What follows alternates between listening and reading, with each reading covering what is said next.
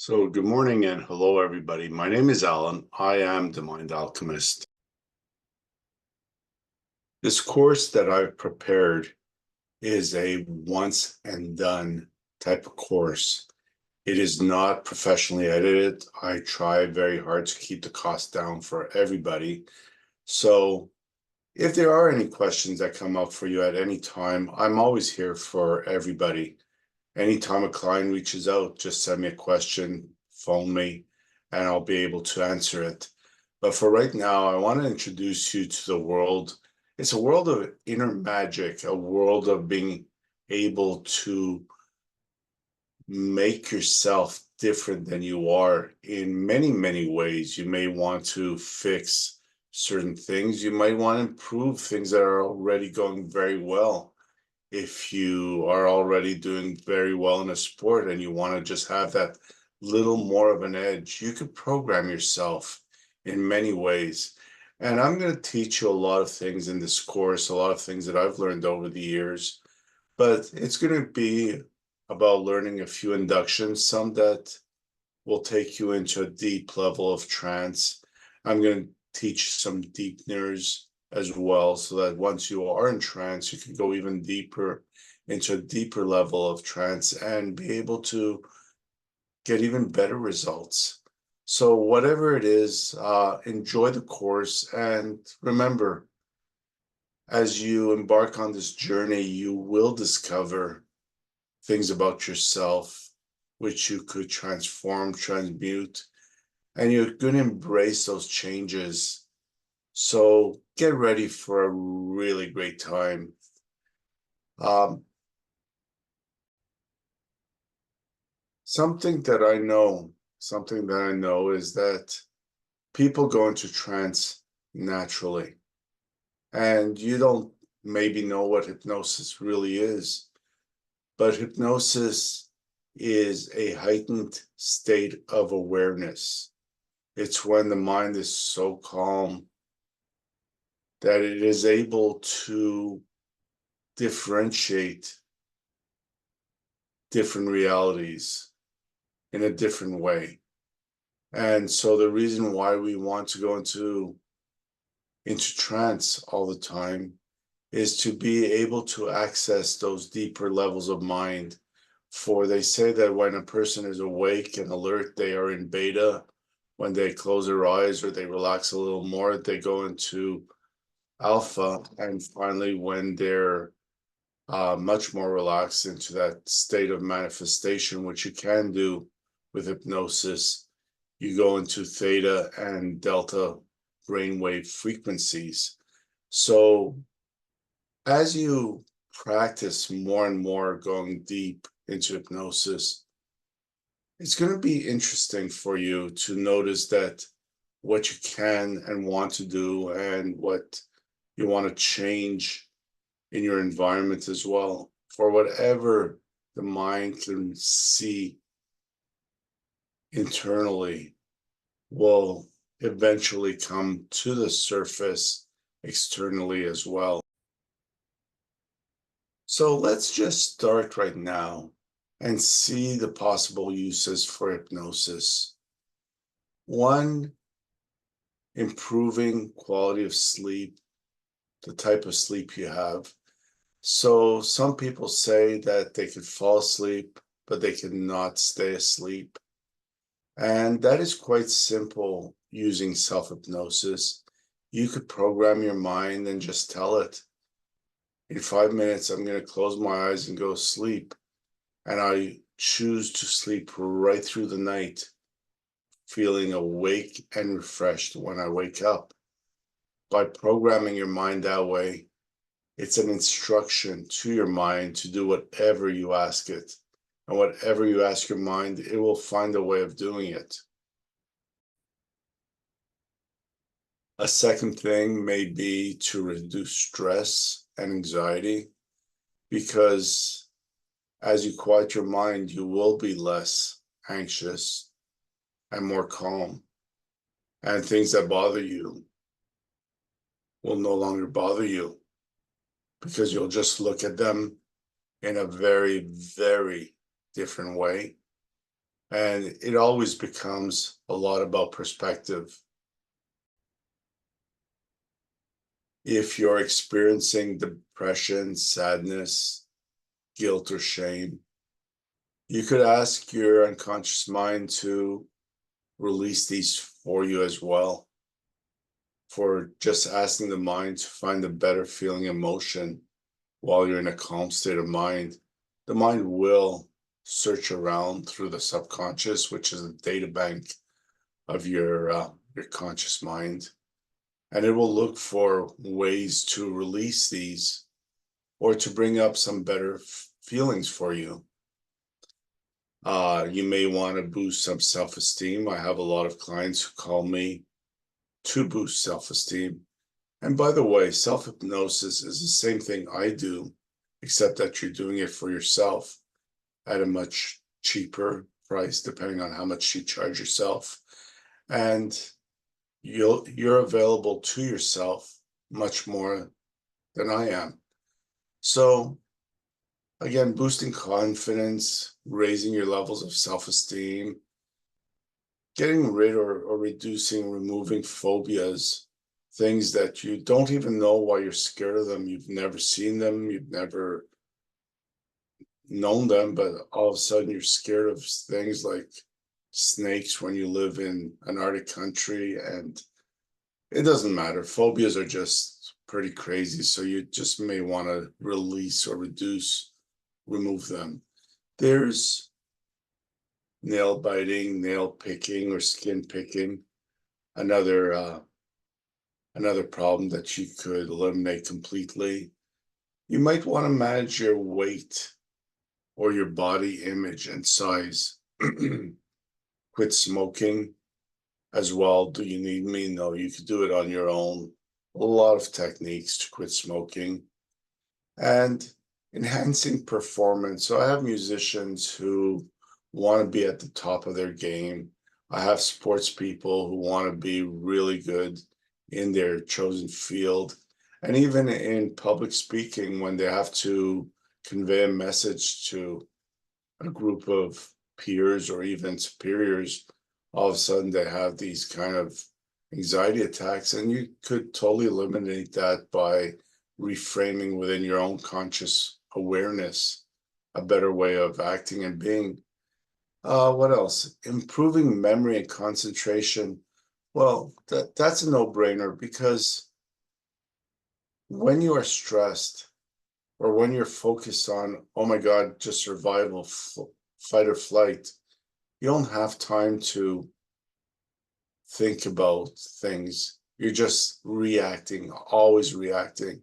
But when you learn to calm your mind, it stays calm for longer and longer periods. And in those long periods of being calm, yes, your memory is better. You are more mindful. You're better all around. Something else is alleviating symptoms, pains, even irritable bowel syndrome, IBS. Um, I work a lot with pains, and very, very easy with hypnosis to eliminate them. Skin conditions such as psoriasis. Every ailment has an emotion. And because before there's the ailment, the emotional root cause is there. When you address what's going on emotionally, problems just fade away. Doesn't mean you should not see a doctor. I would never tell you that. But I would just say that behind the scenes, there's nothing wrong with just telling your mind, please relax, please find the root cause, please resolve, analyze, resolve, and find a solution for this problem and apply it internally. And it's your mind doing it. It's not you physically doing it. It's your mind that's doing that for you. What else? You could change habits, such as I talked about biting nails or procrastination, which is a habit.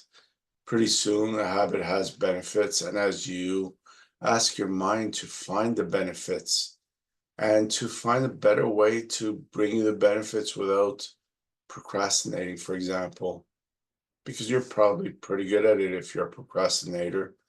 Just to replace that great habit with something even better, your mind will search and find the right way to do it for you.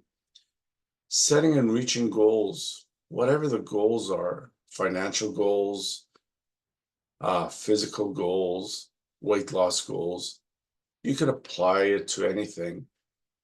And you could also forgive yourself, forgive others for what they've done. You could go into your self-hypnosis and bring back someone dead or alive into your mind's eye.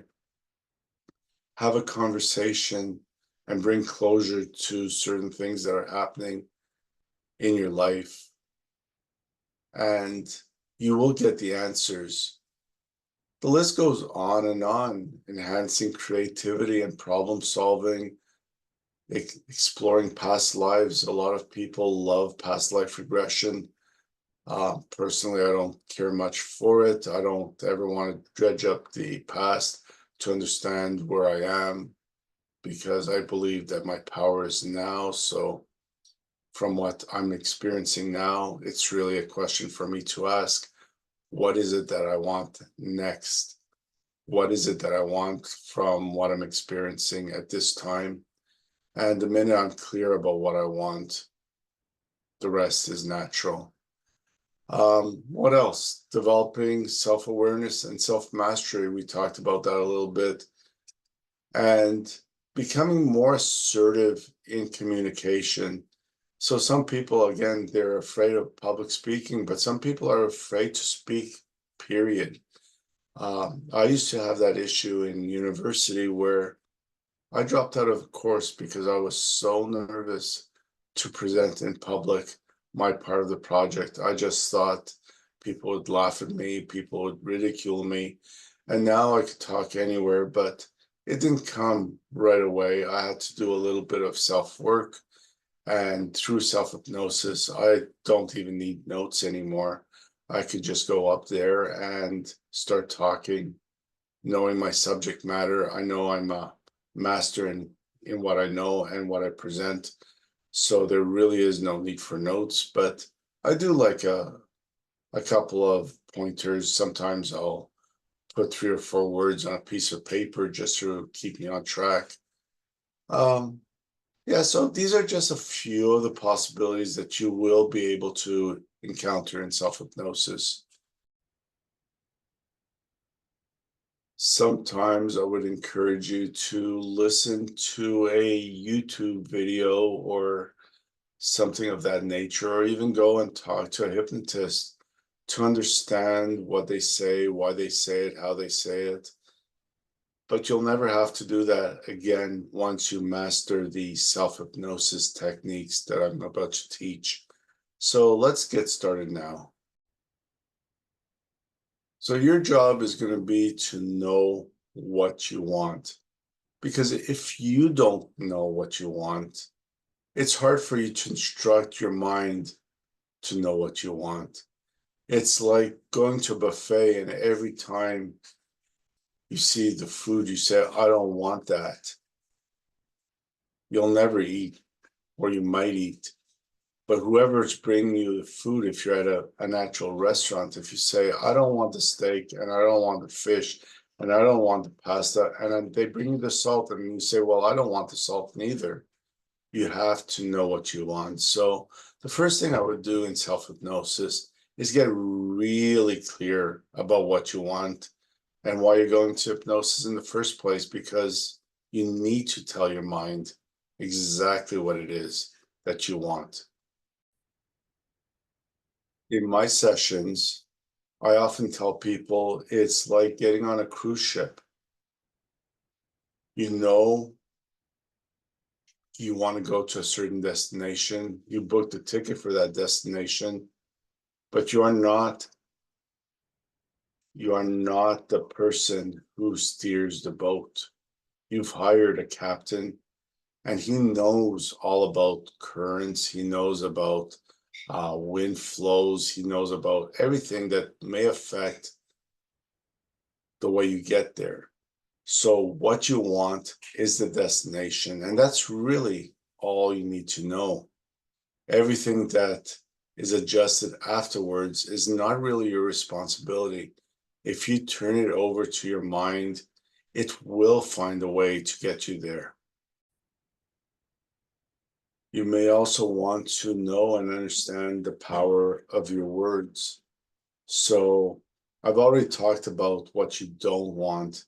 Saying, I don't want to be fat. I don't want to be late. I don't want this really doesn't help you. It's almost as if the mind doesn't understand the word don't. So once you say, I don't want to be late, you're focused on being late and you probably will be late for your appointment.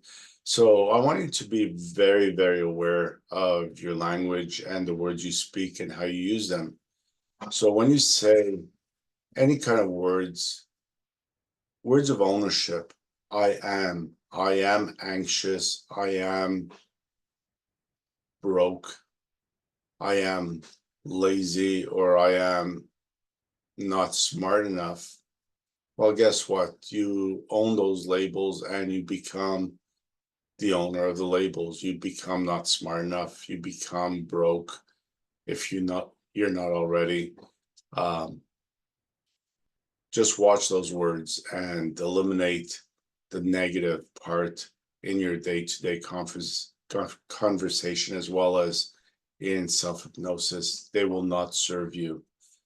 You also need to, now that you know what you want and you know that you need to put it into a frame for your mind to understand really what it is that you're doing and saying.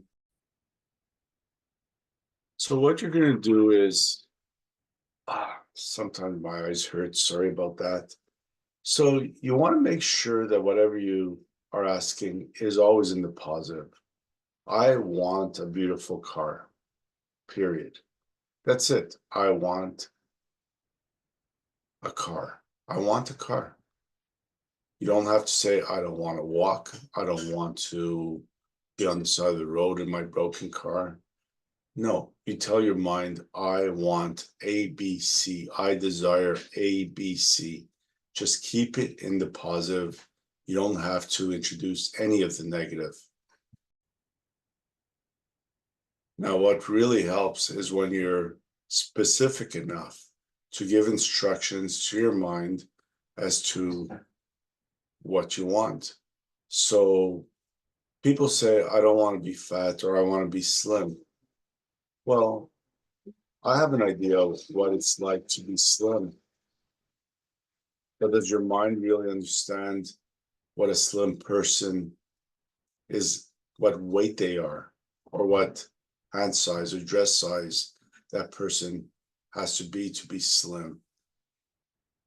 Being too specific sometimes is counterproductive, because if you say you want Jim as your next husband, but Jim is dead or in a different relationship, maybe Jim is not the best thing.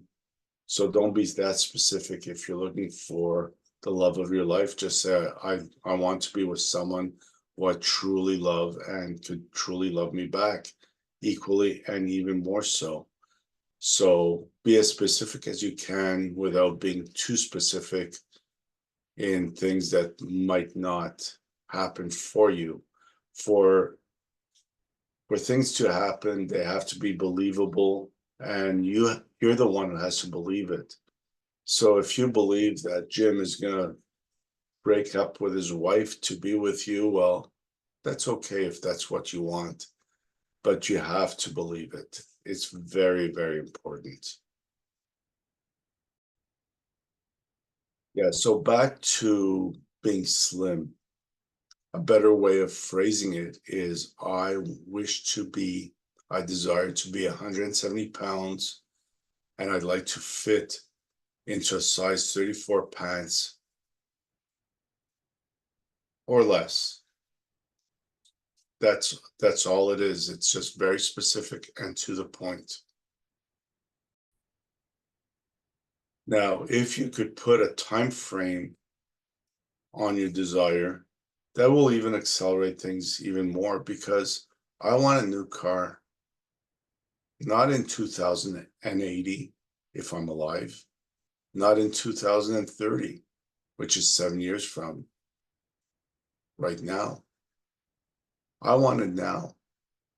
So by putting a date into your desire, I wish to be 170 pounds, wearing a size 34 pants, and be healthy and strong by December 31st, 2024. With that date, 6 months from now, 10 pounds, it's a pound a month, 2 pounds a month. Yeah, very doable and believable. So I will be able to achieve it easily. Always put a time frame whenever it's appropriate. Now, I often tell people, before you go into hypnosis, if you can, write it down on a piece of paper. This serves for several reasons. One, when you write something down, it's fixed. When you think about something that you want a car, maybe by November, maybe by December. Things are floating around, they're just moving. And as your mind is trying to follow a moving target, it becomes a lot harder for the mind to follow it. Also, if you are like me, when you go into hypnosis, you might find that your mind drifts. Like, you start thinking about something, and then some other idea comes into your mind, and then you go back to thinking about it, but then you forgot what you thought about. And something that is very wishy-washy will affect the outcome of your hypnosis and your manifestations. So just write it down. It's very simple. Just take a notepad and say, right now I'm going to work on the weight issue. I want to weigh 170 pounds by such a date, and I'm going to go into hypnosis and instruct my mind to do A, B, or C. So it's written down. You also may want to decide before going to hypnosis how long you'll go in for. So nobody says that you have to be like a Buddhist monk up in Tibet, chanting for an hour and closing your eyes and going for long, long out-of-body experiences. You could go into a train station or an airport, and you go into the bathroom, or even you're sitting in the lounge area, you close your eyes, you say, my flight leaves in 10 minutes. Before they start boarding, I'm going to close my eyes, and in 5 minutes, I will open up my eyes feeling wide awake and totally alert, having programmed in exactly what I want to go into hypnosis for. So if it's for fear of flying, you might program yourself for that. If it's for something else, or just be calm and relaxed during the flight, you could do that anywhere, anytime. And so by stating exactly how long you're going into hypnosis, you will be able to achieve that level of mind. Another thing I encourage, but it's not necessary, is either putting headphones to drown out the noise, or putting on or closing your eyes to shut out the light. And so why is that? Because when you go into hypnosis, you're deactivating some of your senses and you're going inside.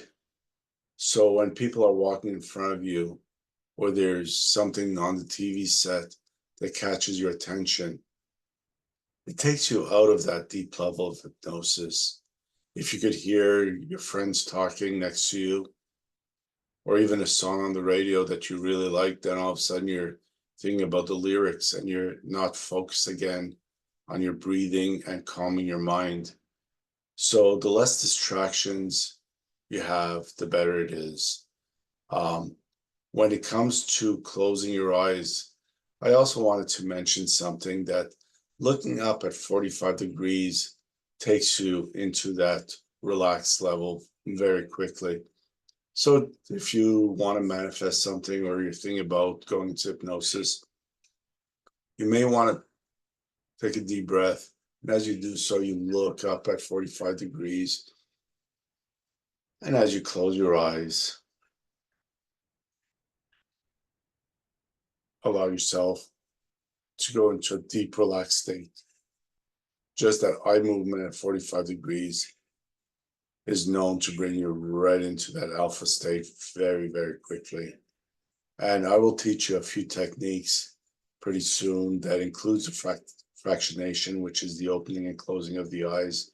And as you practice them more and more, it's easy for you to go into hypnosis really, really quickly.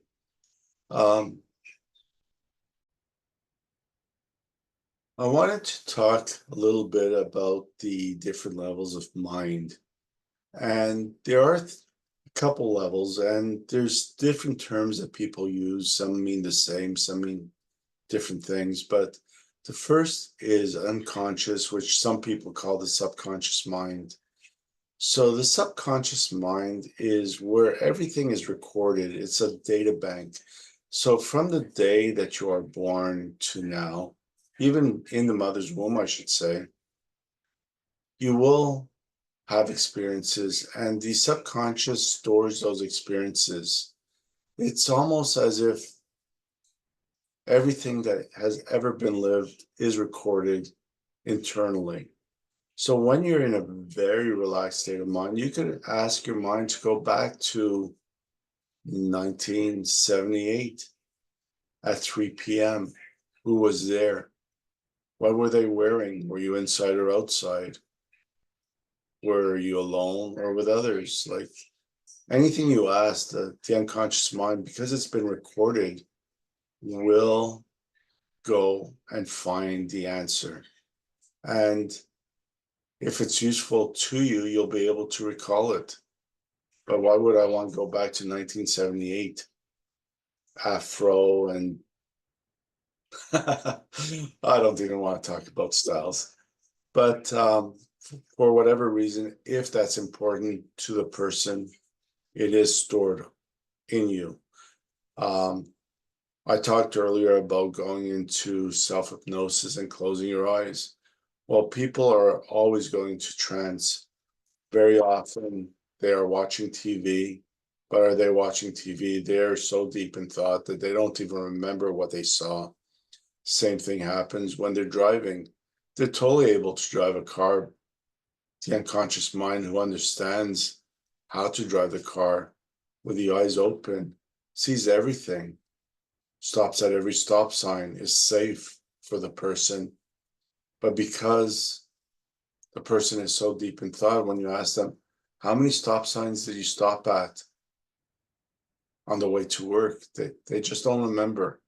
But if you go into hypnosis, you could say, yes, I remember now. First thing I did is I turned right out of the driveway and I turned left after stopping at the stop sign. And then I went down to the end of the street where I turned left again before getting to the red light. It was red and there was a yellow car with the blinker on. So you could go back and remember everything, but your eyes are open and yet you still are in trance because your mind was so preoccupied with everything else that those things just became unimportant and went directly into the subconscious, unless, again, you need to recall them, which you can. So that's the subconscious mind. The conscious mind is the mind right now that's listening to me and recording it. So you record it through taste, through sight, through hearing, through touch. Everything gets recorded somehow through vibration, through absorption.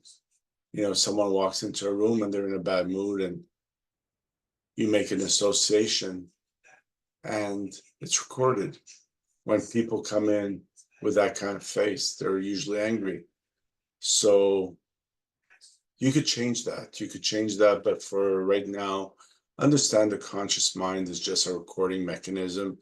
And when you ask yourself a question, it goes and searches in the subconscious to give you the best possible answer, and then your mouth talks and says, this is the answer to the question I had in mind. It's quite easy to do. Now, the superconscious, I like to talk to the superconscious because if everything I know has been observed or recorded by the conscious and sent to the subconscious, if there's something I don't know, and trust me, guys, I'm not the smartest person out there. I'm just a very connected person, but there's a lot more that I don't know than I do know. So I ask the unconscious mind or the superconscious, I say, please go and check for a solution and bring it to me. So the superconscious goes and looks inside and yeah, it's not there. Then goes and down the street, it's not there. It might go to a different country, a different continent, but it does find a solution. It puts together the right solution. So when you ask superconscious to please do something for you, it will do it. I also, in every session that I take, I do it for my clients, but even on my own, I always ask to connect to my team and the universal light. And I believe in angels and archangels, ascended masters. I believe in higher powers and spirit doctors. Um, I believe in a lot of the ascended master and even deities, whether you're Jewish or Christian or Hindi or Buddhist, doesn't really matter. I know about Kuan Yin, and I believe in the power of Kuan Yin and Mother Mary, but it doesn't matter what I believe in. It's just I always call for the right and most appropriate energies to be around me, surrounding me, protecting me, and guiding me. So if you go into hypnosis and you do establish a team, I just call them my team. I say, could you please help me to resolve this? Could you please heal this? Could you please do that? And I just trust that it is being done in hypnosis. So as we get ready, there's one thing that I might have mentioned, but I don't think I did. It's the kind of things you ask from your unconscious mind. So your job is to know what you want and why you want it. I want to weigh this weight so I could feel comfortable in my clothes, so I could feel attractive, so I could um, enjoy my body and be healthy in all ways. That's all I need to ask the universe. Why I want it is because as I'm getting older and I notice that some of my joints are hurting a little more, I know I might be carrying too much weight for my body and I want it to be healthy. So I want this outcome. Why? To be healthy, to be healthier, to feel good now and in the future. I don't need to know who, what, when, where. Sorry, who, I want to know what. So who, when, where, who will be involved, who will bring it to me, how it will come. All that is really not important because as you focus on those things, then you slow it down. If you don't know how to get an extra $1,000 a week, then you start saying, well, I'd have to rob a bank. Asking that how question just slows it down. You don't want to rob banks. You just want to manifest. You just want to receive what you want to receive. And so just let go of the hows, the who, the when, and it will come. So at this point, I'm going to end here to allow you to get yourself ready. And also by having it on a separate recording, teaching you the inductions and the deepeners, that will be something that you could just go directly to that part without listening to this introduction that I just did right now. So if there's, like I said, if there's any questions that come up for you over the next little while as you're trying and practicing and improving your self-hypnosis skills.